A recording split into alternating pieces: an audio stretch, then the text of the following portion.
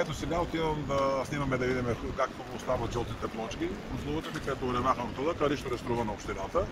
Колко хубаво е направено, перфектно. Значи това е от плана на ГЕРБ и на Фандъкова за смяна на всичките тротуари в София. Гледайте, перфектно направено. Да дойде тук, ето това се намираме на Шишман, да дойде някой да му опровергае.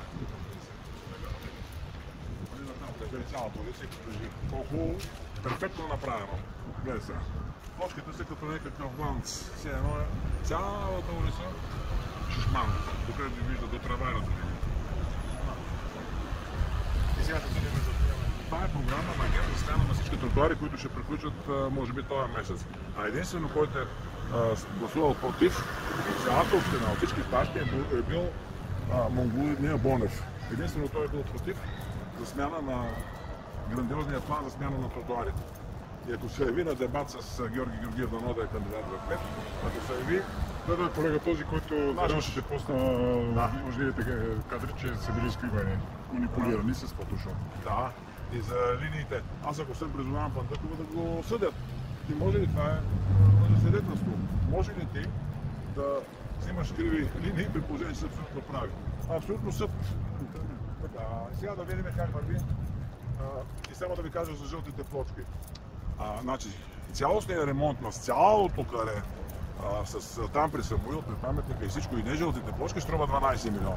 А това, което се подменя и се прави сега за втори път, по принцип струва 250 хиляди. А те лъжат 12 милиона от данъкоплатеца. Първо не е 12 милиона, второ е 250 хиляди, трето не е платено на фирмата и сега, ако пак стане некачествено, не само, че няма да им се плати, ами ще ги глобят пак, а между другото са глобени 150 хиляди. Така че всеки гражданин да разбере, че от гърба му не е дадена една стотинка. И всичко ще бъде платено, когато вече стане готово и когато стане изработено като хората. Ето почти отива към приключване. Колко хубаво остават жълтите плочки. Предполагам, че до няколко дни ще го открият. И да видим сега на предизборните дебати за какво се зафанат. Жълтите плочки, жълтите плочки. А в София какво се направи за 10 години? Колко градинки, колко паркове, метро, от колко 6-7 линии вече и даже се говори, че повече София няма нужда от линия на метро. Само има да се довършва една, която го каза вчера Фандъкова, е осигурено парите. И вижте какво каза вчера Фандъкова. Който кмет дойде, ще му е идеално благодарен, защото всичко му е подсигурено. 2 милиарда и половина, двойно пари. И 3 години, който дойде кмет, ще бъде без сърце. Затова не искам в никакъв случай да идва някой от тия кръци. И, драги българи софиянци, тия пари ще бъдат украдени и ще се случи това, което се случи на национално ниво с промяната Една България. За 2 години и половина украдаха парите, 9 милиарда за 9 дена и още милиарди има освоени и ще бъде така се случи и с София.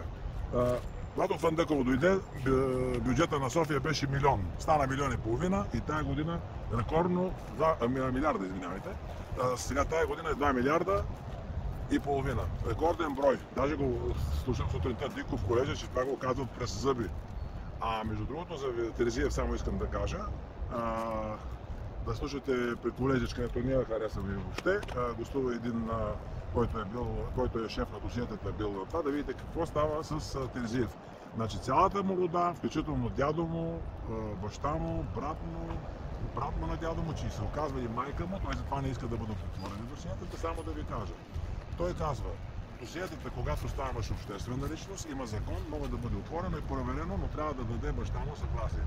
И той се отдръпва и се правят на 3,5, че не може. Може по закон, човека, който отговаря за досиетата, каза, че баща му може да отвори досиетата и да започне да се види. Но те не искат, защото се разбра, че дядо му е подписал документи, където младежи, които са били против соца и са критикували и са имали някакви дейности, са пращани на разстрел и са убивани. Има ги документите, показали ги при колежич в последното и предаване, сега, което мина в сряда.